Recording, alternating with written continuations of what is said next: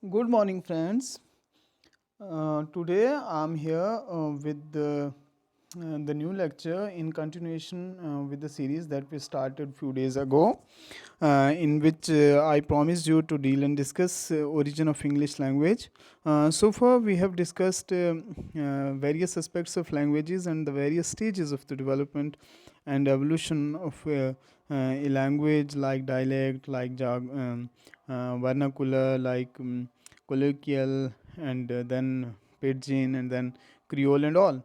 And in the first lecture I dealt at large with the definition of the language and the various components of the language.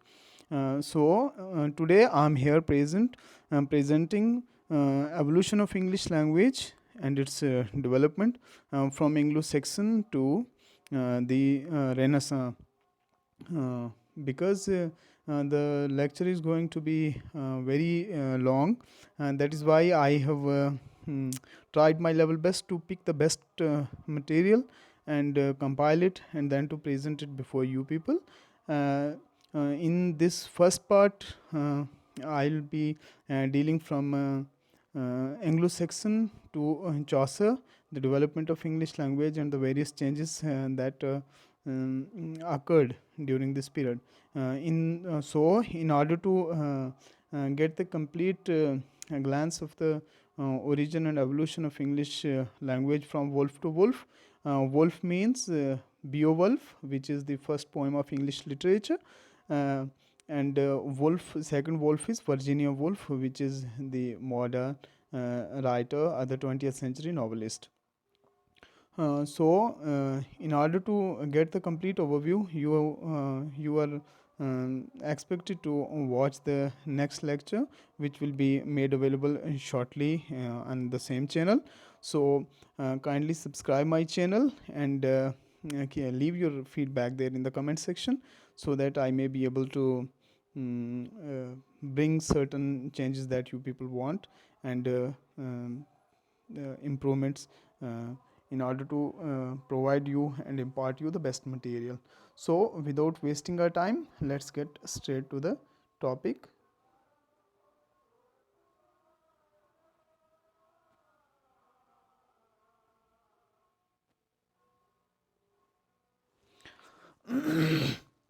Beg a pardon.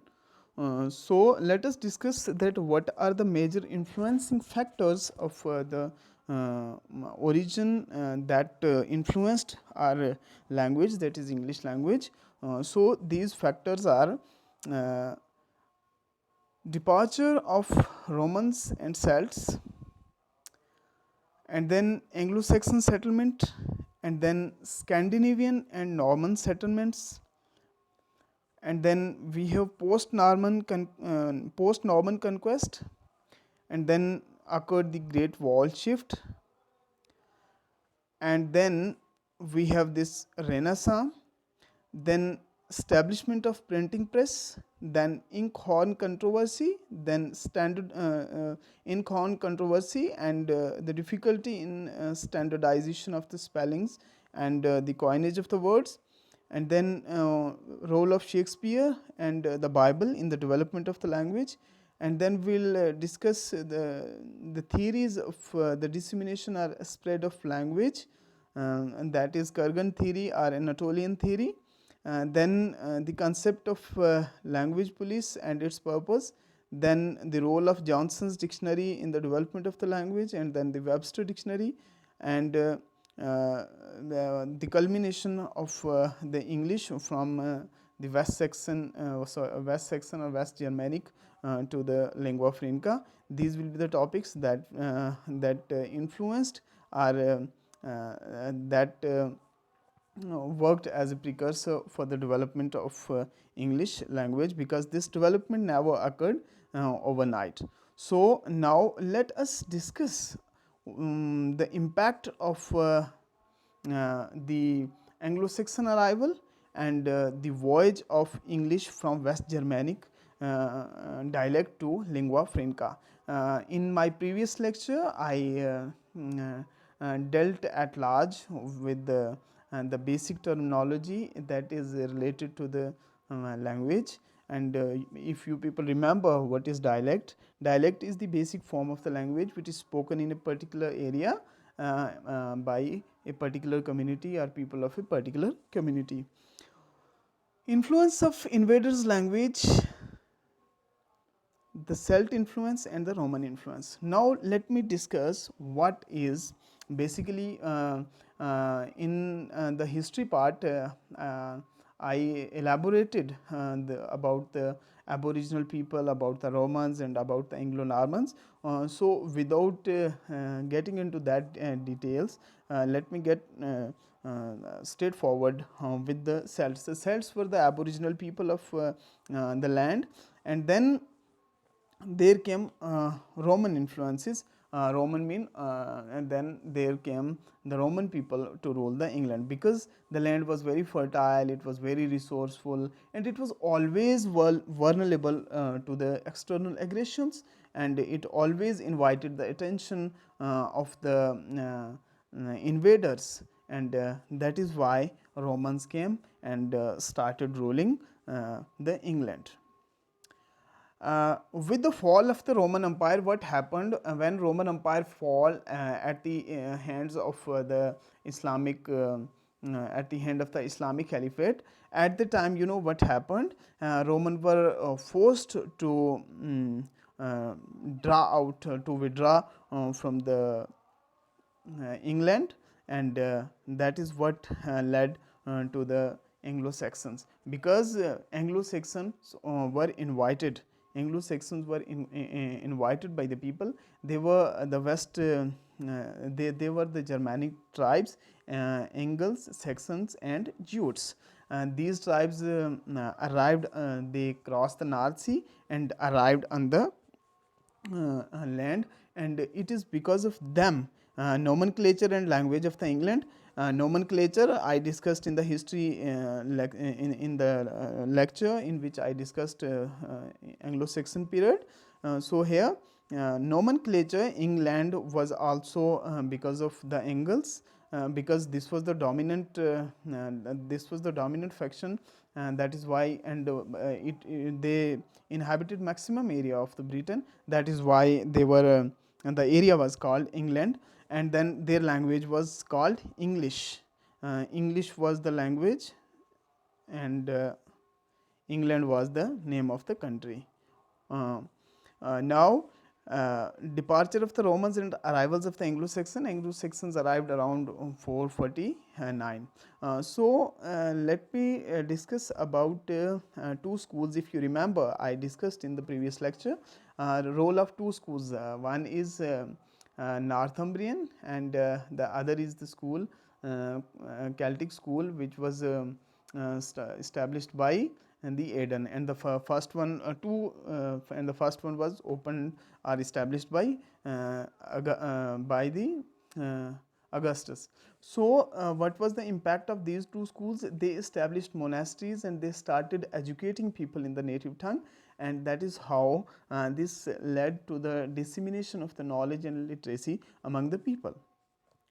So there is always influence of colonial there is always a very huge and strong influence of culture in the development and evolution of a language, because Britain had been always vulnerable to the external aggressions and invasions, and that is why there came Romans, and then there came Celtic people were there, or Celtic you can also pronounce it. They were there, and because of the presence of these different tribes, they obviously, when those tribes invaded the land, they came there with their own language, and that is how English is a mixture or amalgamation of various languages. We have words from French, we have words from Russian, we have words from Spanish, we have words from Greeks, we have words from Latin, we have words from Sanskrit, and all. So, during the Anglo-Saxon period, standardization of the spelling and anything like that was not there. The mere pieces of the writing, if we get a piece of writing of the time of Anglo-Saxon period, we won't be able to peruse it, we won't be able to read it without the help of a modern translation of the text. So it was the early or the evolutionary stage. The origin of our language is from the West Germanic language, because these tribes, three Germanic tribes who crossed North Sea and entered on the British Isle, they spoke West Germanic language, and West Germanic, it was dialect, West Germanic dialect, and that is how English directly came emanated from the West Germanic dialect. So there were dialects in the area.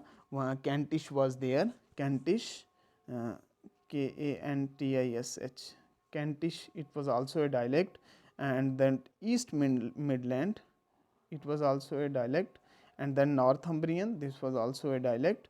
There were various dialects during this time, because different tribes inhabited different areas, and wherever they go, they always went with their own language, with their own culture, and that is how, because London was the hub of the activity, and it encompasses the central position,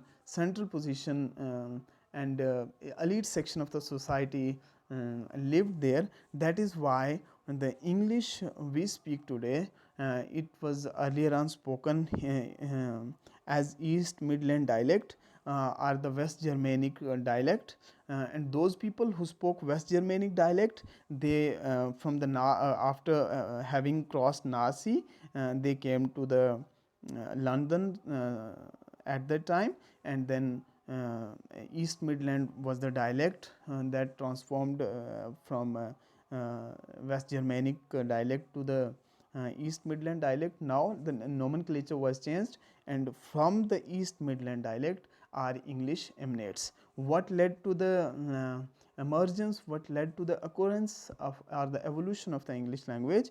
Basically, when Roman Empire was attacked by the Muslim by the Muslim invaders of the Caliphate, at the time Romans were forced by the circumstances to protect their own country instead of wasting their time there on the British Isle, and they withdrew from the Britain, and then Anglo-Saxons came, and the language they spoke, it was West Germanic, and from West Germanic it became then East Midland dialect, and East Midland dialect was spoken in a large area which is London, which is hub of activity, and which was the area of the elite people at the time. And that is how, because of because of the influence of the London and its very impactful history, the language spoken over there was the language that was later called English. This was the brief history of the origin of English language during the Anglo-Saxon period. During the Anglo-Saxon period, we didn't have a pure form of English. Still, it was in the evolutionary stage, and it was not as much as we have today. It contained hardly 500 to 5,000 words in the vocabulary, which were mostly made up of what we say made up of this French words, and then from Roman words and all. Now we can discuss here that what is impact of Celtic language on the English. But here we can say that Celtic language didn't exercise any significant influence in the development of the English. However, there were few words like we have there were few words that continued to be used. For example, that continued to be used. For example, church, it is also Celtic. Then monk, and then nun, so on and so forth, and then pope. So these are the words that continue to be used. We can say ecclesiastical vocabulary. The exact word for all this is ecclesiastical vocabulary. Ecclesiastical vocabulary is vocabulary related to the church services. ECC Leasiastical, ecclesiastical vocabulary. Ecclesiastical vocabulary stands for, dear friends, the vocabulary which is related to the church, which is related to the church services. So ecclesiastical vocabulary was the direct influence of this Celtic language in English. Now come the influence of the Romans. So Romans exercised huge influence because they brought a refined culture, refined culture, culture, refined culture, and Latin. Most important and significant thing is that Roman introduced Latin to the British Isle, and Latin is the language which contains almost, in today's English, 35% of the vocabulary of English, directly or indirectly, in the form of prefixes, in the form of suffixes, in the form of coinages and all. Don't forget it. Even English contains 35% of Latin, and Latin was the language, and it was the religious language.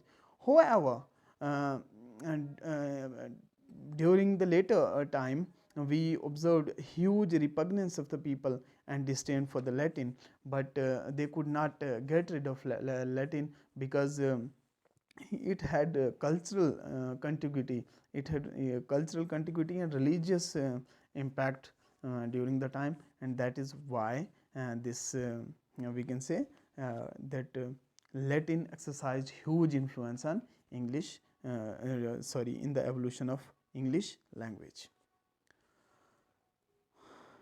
Now let us discuss the impact of the Norman conquest.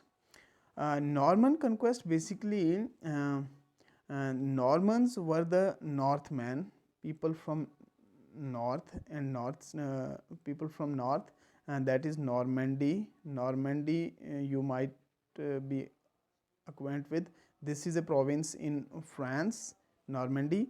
Those people came because Britain was always vulnerable to the external invasions, uh, and always invited attention of the people. So now there came the Normans who attacked Britain, and they started inhabiting the area. What is the impact of the Norman conquest? Now let us discuss it. Firstly, there is a concept of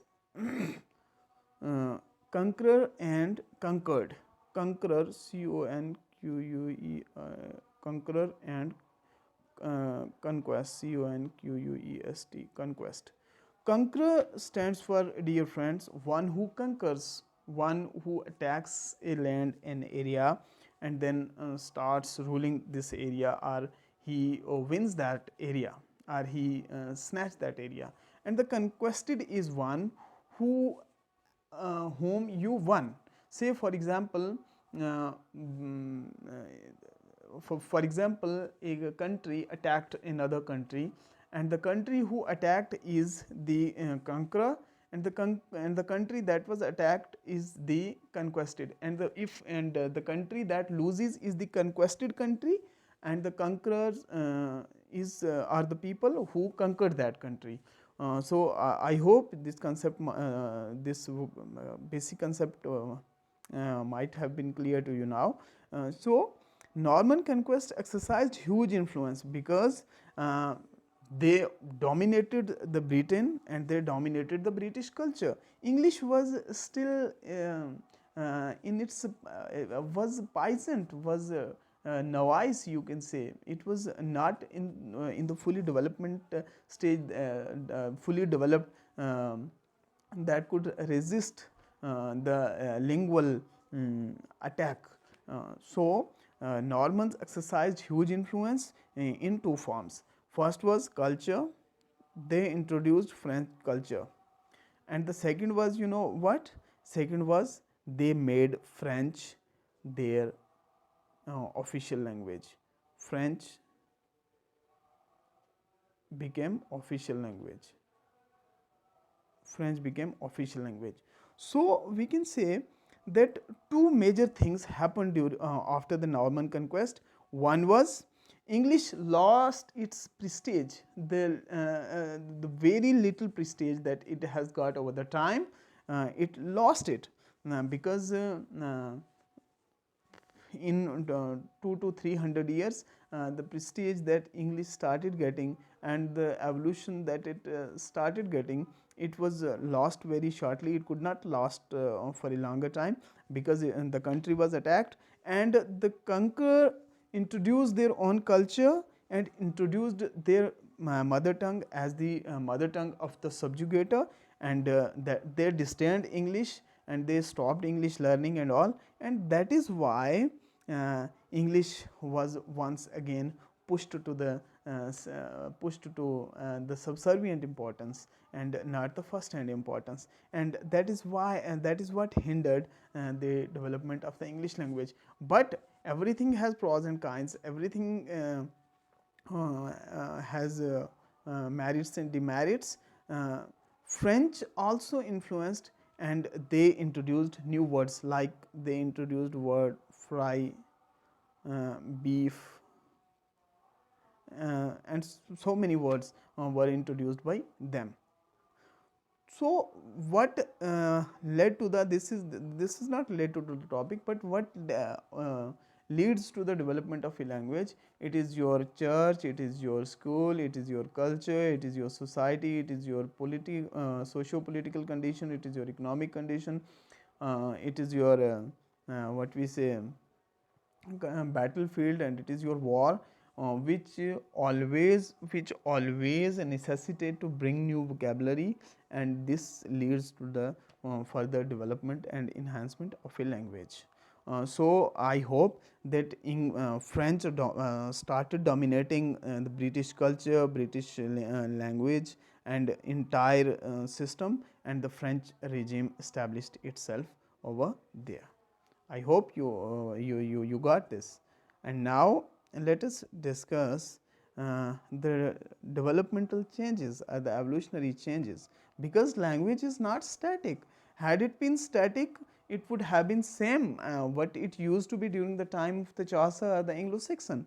If we get a story or a scrap of paper, or a parchment of the time of the Chaucer, we won't be understand. We won't be able to understand, or we won't be able to read that text, because the vocabulary is quite unfamiliar to us, and it is chic, CHIC, or antique, ANTIQUE, antique. Antique mean old, and chic mean also old. The vocabulary is so old and absolute that even it doesn't, even it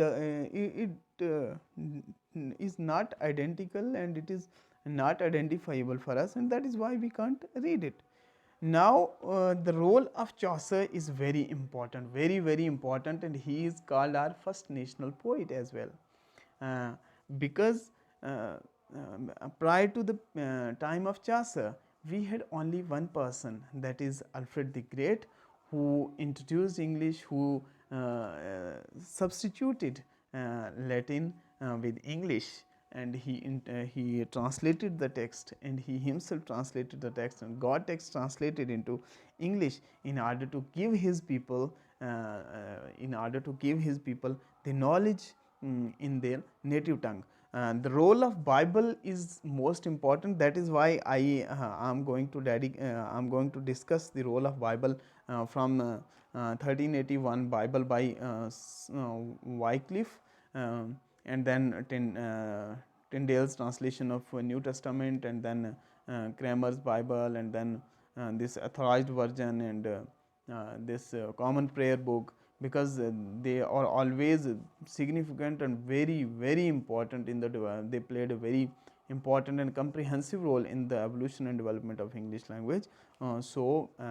The lecture will be is getting too long, and the material I possess is I'm unable to keep it within this lecture. That is why this is part 1, and the part 2 will be made shortly. Chaucer was a court poet, and then he was a diplomat, and then sorry, he was not court poet, rather he was a diplomat, and he was appointed page, and then he was once captured during the 100 Years' War, and then he was ransomed, and all these are the stories related to the life of the Chaucer. But what is his role in the development of English language? We are concerned only with that here. Chaucer's role is that uh, because the then society, when English was always considered a language of the poor people, because during the Anglo-Norman period, French was the language of the elite section of the society, and English was the language of the populace. English was the language of the commoners or the laymen, because they degraded and demeaned the language.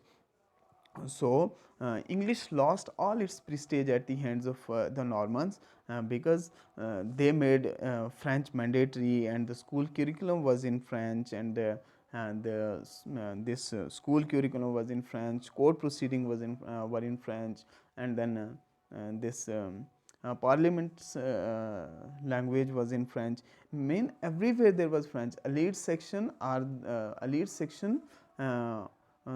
used to speak French, and the people of the common and the laity used to speak and this uh,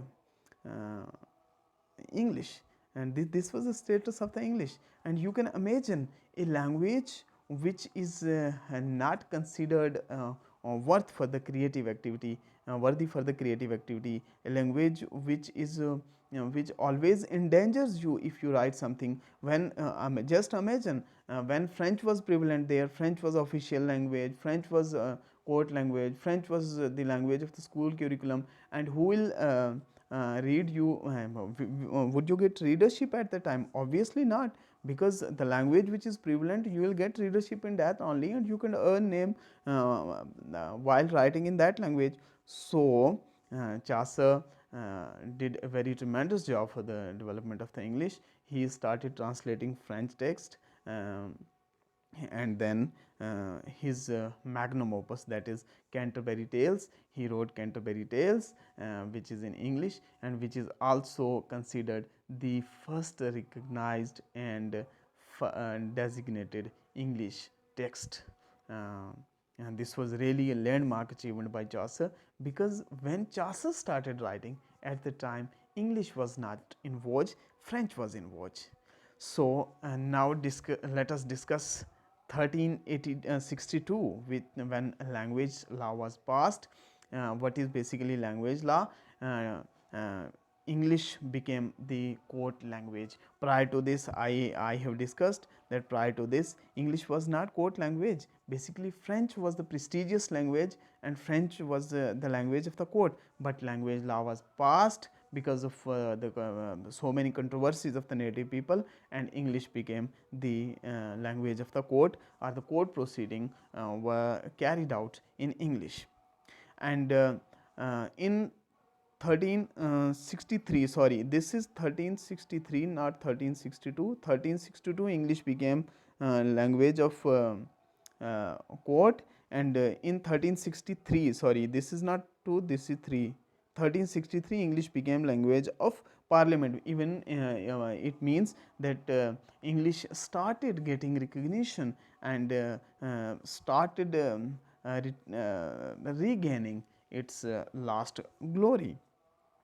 And Canterbury Tales, it was published around 1386 to 1388, and this was really a landmark achievement by Chaucer, because in this text we get the English language, and this was the first pure text that is at least ascertainable and tangible to us today. Now let us discuss a very significant topic, which is Great Wall Shift. What is Great Wall Shift? Firstly, let me discuss it with you people. Great Wall Shift basically is one of the most important step that happened during the time of Chaucer, which standardized the pronunciation of English. It is change in the pronunciation of English vowels or the English vowels. Okay, because earlier on we used to pronounce last e. Even Chaucer carried it. When we read a text of Chaucer, we pronounce last e, like uh, apple with its prologue to the Canterbury Tales begins with uh, April is actually I'm unable to remind that, but we pronounce there that the shores of the march has passed to the rooty and the apply, and then this sort of pronunciation is over there in the poetry of Chaucer, because in French last word is pronounced. So in order to emulate that language, so that the aural effect or the aural effect of the poem or the word doesn't seem strange to the reader, that is why he carried the pronunciation of the last. But the great vowel shift got good riddance from this, and earlier on we used to read word whose, HOOS, HOOS, whose, but in after the great wall shift we started pronouncing it house.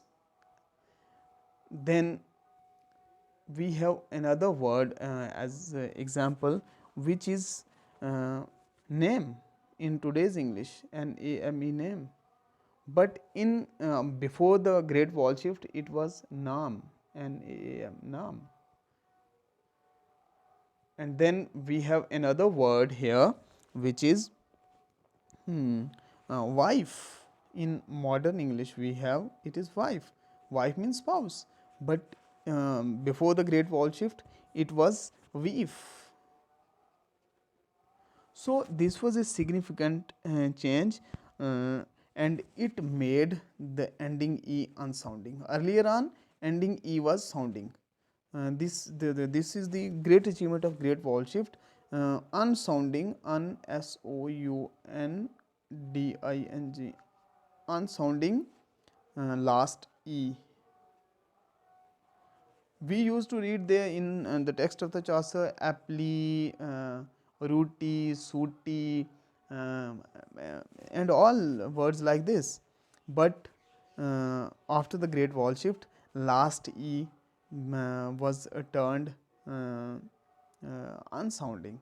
This is the achievement of the great wall shift, and this really brought very significant changes into the language. Now let us discuss the significance of Renaissance in the development of the English. In order to understand it, we have to go back to the history. We have to visit the annals of the history. This is fall of Constantinople in 1453. This is the time when Renaissance began. What is fall of the Constantinople? Basically, Constantinople is a city which was the hub of the reading and all in the city, was conquered by the Ottoman empires. Ottoman empire's ruler or Badshah, you can say, and that is this Muhammad II, and that is how the city was fought. A long siege was held, and then the city was captured by him. But this introduced Greek literature and are the classical literature and the classical coinages in our English, because the literature which was there, it was carried by the scholars, and the scholars fled away from there, and then few scholars like Desiderius Erasmus and like Sir Thomas More, and then there is another scholar, I'm unable to who used to teach Latin at Oxford University. I'm unable to recall his name. So these were the scholars who were well learned in the Greek literature, they fled away from there, and then they um, got they seek refuge to the various parts of the world, and that is how literature, this Greek literature, spread.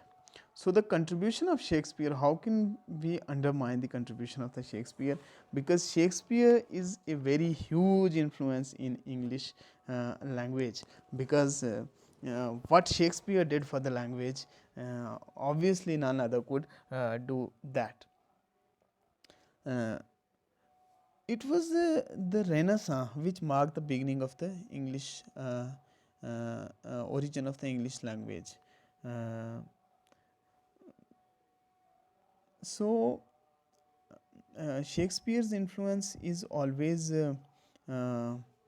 always one of the biggest influence in our language, because Shakespeare introduced many proverbs. He introduced many verbs and many words, and then experimented with the with the change in the grammatical order.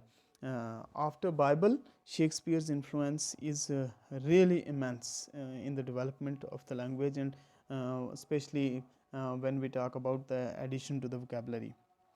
His plays and his sonnets and his narrative poems have exercised in very huge influence, and he gave 123 proverbs to the English language. But during the time of the Shakespeare, English and its spelling and its pronunciation was not standardized, because it is um, the happening which happened post Johnson era, during the era of Johnson, when English was standardized. Shakespeare experimented with the pattern of the doubling or the grammar pattern. Basically, what is doubling pattern? It is basically splitting of single thought into double pattern of words. For example, there is a soliloquy in Hamlet: to be, to be, or not to be. See, it is creating double sense: to be and then to be, and not to be. So the he is experimenting with the grammar, and he is experimenting with the words. His contribution to the vocabulary, as I have told you, is very immense, because he introduced many new words. He introduced and coined many words and prefixes and suffixes, because uh, he used, remember this, he used 17,677 words in entire ura of his works. Out of these words, 1700 were the new coinages, and that these were the words that were introduced by Shakespeare. He borrowed his vocabulary from the classical sources, from the classical text, because he used to revise the he was a very learned man, and then from the Latin, and from the calendars, and from the history. So he is always credited to have given English a huge amount of vocabulary. But this is the record that he introduced 1700 words, and in Oxford University, in Oxford Dictionary, it claimed that Shakespeare introduced 200 words into, 2000 words into English. He introduced new idioms and new expressions into our language, like all's well, all's well that ends well. This is also a play with the same title, all's well that ends well. And this is a new expression, and this is a new addition into the uh, um, English vocabulary. and then we have all that glitters, all that glitters is not gold. The quote has been taken, um, and the quote has been taken from the Merchant of Venice. And naked truth and wild goose chase, and there are many examples that we can cite from the works of the Shakespeare. So these are also in addition to the vocabulary of the English. How language develops, it is with the change in the pronunciation, with the introduction of the new rules, and with the introduction of the new vocabulary. He also coined new words by adding prefixes and suffixes. Say for example, how there is a word in English, there is a word sense. Shakespeare used for the first time word nonsense. This was entirely his coinage. There is a word civilized in English, Civilized, civilized. He introduced word uncivilized. This is the contribution which can't be forgotten. So this is one of the biggest contribution of the Shakespeare to the English, to the development of the English language. And Inkhorn Controversy and the difficulty in standardization. This is uh, actually I should not leave this. I should discuss it here so that we can continue from the time of the Shakespeare onwards in the next lecture. Inkhorn Controversy, basically when and the English language was standardized and its spelling was standardized, its coinages, its sources were standardized, and there was a controversy and that erupted between the scholars. Few were saying that basically basically Latin and Greeks has corrupted our language, and they should not be used as a source language as or as a source for the words and for the coinage of the English vocabulary. And there were other who were saying that these coinages should be from the English only. So this is the Inkhorn Controversy, which created difficulty and hindered the standardization of the English, but by and large the issue was settled and English got the final shape of the language. This is still I have to discuss the establishment of the printing press and its role, but that I will take in the next lecture, because the lecture is getting too much too long, because it will be difficult for you people to watch this lecture in the single sitting if I carry on. So wait for the next lecture that I'll upload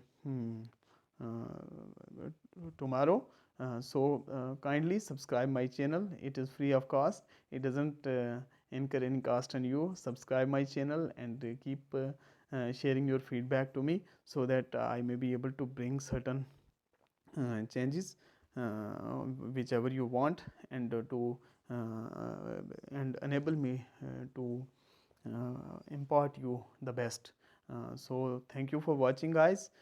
Keep sharing with your friends, and always your subscription and your watching is always a source of encouragement to me. Thank you so much for watching.